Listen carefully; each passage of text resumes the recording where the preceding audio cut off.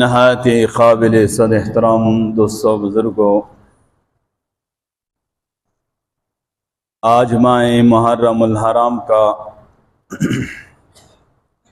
پہلا جمعہ ہے، اور اس طرح یہ اسلامی اور قمری سال کا بھی پہلا جمعہ ہے، اور محرم الحرام ہی سے اسلامی، قمری اور ہجری کیلنڈر کا آغاز ہوتا ہے، یعنی مسلمانوں کے سال کا آغاز وہ محرم الحرام سے ہے، وہ جنوری سے نہیں ہے۔ لیکن بدقسمتی سے آج مسلمانوں کو اس حوالے سے کوئی دلچسپی نہیں ہے، اور جب عیسوی سن کا آغاز ہوتا ہے تو خوب ہلا گلا ہوتا ہے، اور ہر بچے اور بڑے کو معلوم ہوتا ہے کہ نیا سال شروع ہو گیا ہے،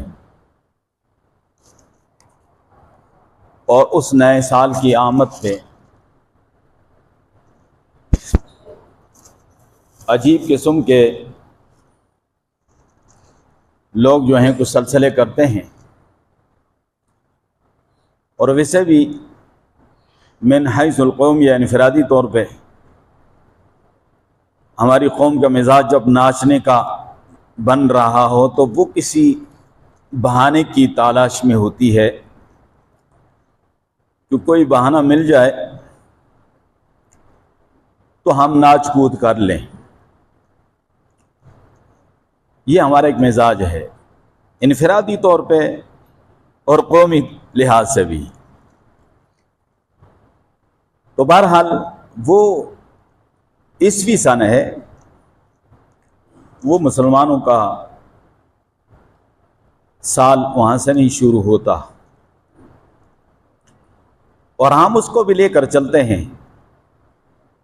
لیکن ایسے تو بالکل مناسب نہیں ہے کہ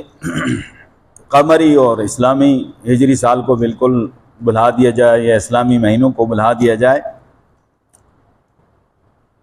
اور صرف عیسوی مہینوں کو اور سن کو یاد رکھا جائے، یہ بالکل ٹھیک نہیں ہے،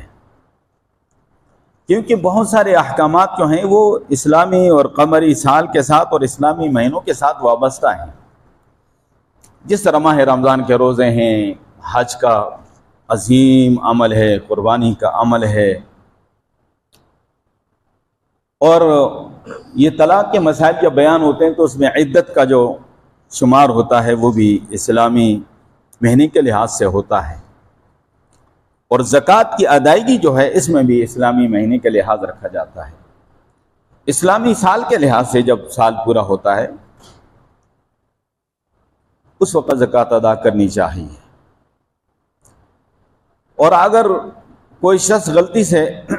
اسلامی مہینے اور اسلامی سال کے حساب سے زکوٰۃ ادا نہیں کر پا رہا تھا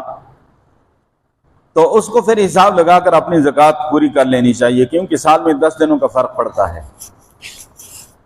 تو بہت سارے احکامات ہیں جو قمری اور اسلامی مہینوں کے ساتھ وابستہ ہیں، اور اللہ تبارک و تعالیٰ نے اس کو آسان بھی کر دیا ہے، اور ہر ایک انسان سمجھ بھی سکتا ہے، دیکھ بھی سکتا ہے، پڑھا لکھا شخص ہے، ان پڑھ شخص ہے، شہری ہے، دیہاتی ہے، کسی جنگل میں، بیابان میں، جزیرے میں، جہاں بھی ہے وہ معلوم کر لیتا ہے کہ اسلامی مہینہ کون سا ہے اور اسلامی مہینہ کی کون سی تاریخ ہے۔ اس کے لیے کوئی مشکل نہیں ہے، کیونکہ تعلق چاند کے ساتھ ہے، تو چاند کو دیکھ لو، ہر کوئی یہ فیصلہ کر سکتا ہے۔ جہاں تک نظام شمسی ہے اس کو ہر کوئی نہیں سمجھ سکتا، ہم اس کو لے کر چلتے ہیں لیکن اس کو ہر کوئی نہیں سمجھ سکتا،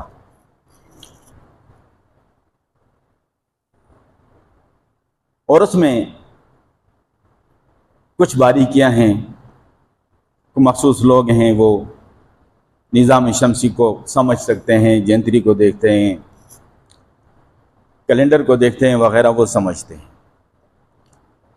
باقی عام عوام ہم جو کہ عیسوی سن کا نام لے رہے ہیں یا مہینوں کا نام لے رہے ہیں، ہمیں پتہ وتا کوئی نہیں ہے، یہ سنی سنائی باتیں لے کے ہم چل رہے ہیں، اصل اس کی بنیاد کا پتہ ہمیں نہیں ہے، کیونکہ نظام شمسی کو ہر کوئی نہیں سمجھ سکتا۔ تو قمری جو سسٹم ہے، اس کی اللہ نے ایک بنیاد رکھی ہے، وہ آسان ہے، الحمدللہ مسلمانوں کی ایک بنیاد ہے، ہم بنیاد پر قائم ہیں۔ تو ہمارا جو اسلامی سال ہے، سن ہے، قمری ہے، اس کی بنیاد ہے چاند پہ ہے۔ آج اگر 19 تاریخ ہے فرض کر لیں جون کی، تو